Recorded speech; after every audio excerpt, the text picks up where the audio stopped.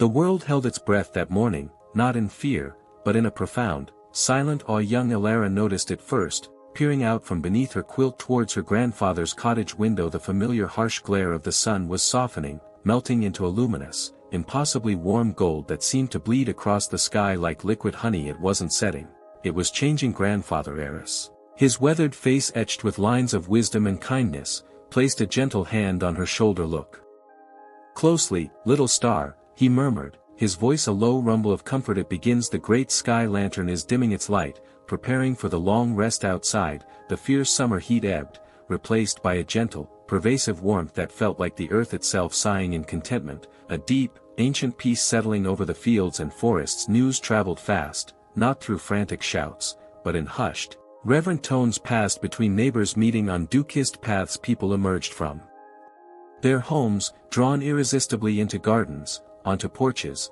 and into village squares bathed in the extraordinary light. There were no alarms, no panic. Instead, a shared, unspoken understanding hummed in the air. Children pointed upwards with small, wondering fingers, while elders nodded slowly, recognizing a truth whispered in legends now made real. The sky, usually a vast, impersonal dome, felt suddenly intimate, draped in layers of deepening amber, rose, and softest violet, like the finest silks. Gently descending birds ceased their frantic songs, settling onto branches with quiet chirps, as if listening to a celestial lullaby only they could fully hear. As the luminous afternoon unfolded, the light transformed further, becoming less like illumination and more like a physical, tender embrace. It pooled in hollows, gathered in the leaves of ancient oaks like liquid treasure, and cast long, soft shadows that seemed to cradle the ground. Grandfather Aris took Elara's small hand in his large, calloused one. Come, he said softly, his eyes reflecting the golden sky. Together,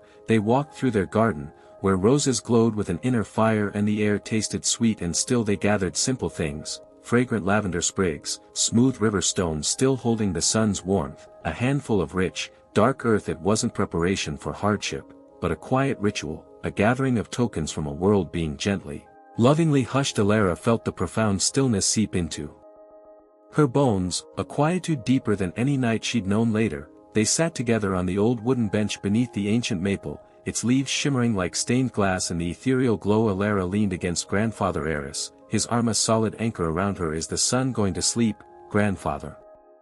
She whispered, her voice small in the immense quiet. He smiled, a gentle curve in the twilight of day. Yes, my heart, and like any loving guardian tucking a child into bed, it is wrapping the earth in its final, warmest blanket. See how the light touches everything so softly.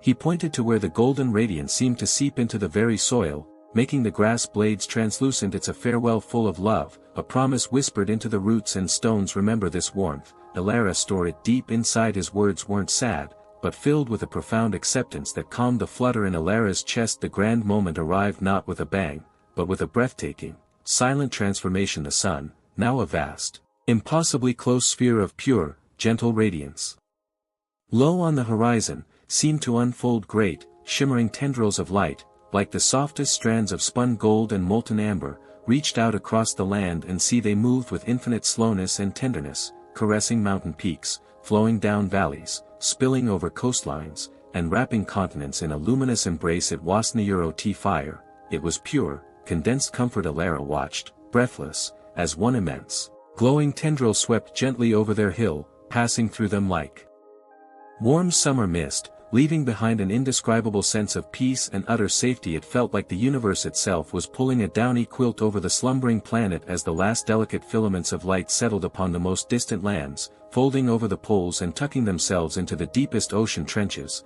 The final, ambient glow began to gently fade, not into the familiar blues and purples of dusk, but into a profound, velvety darkness unlike any night before. The stars, usually shy pinpricks, blazed forth with impossible brilliance, countless diamonds scattered across an infinite expanse of deepest black velvet. Yet, the overwhelming feeling was ðÄÉ of cold or fear, but of profound serenity. The earth felt nestled, secure, held in the quiet cradle of the cosmos. The frantic energy of life was stilled, replaced by a deep, universal hush. A cosmic pause. Elara snuggled closer to her grandfather. The air remained perfectly temperate, the ground beneath them radiating a gentle, stored warmth, a final gift from the sun in the absolute, star-filled silence. Grandfather Aris's voice was a soft murmur, a vibration felt as much as heard. Feel it, Elara.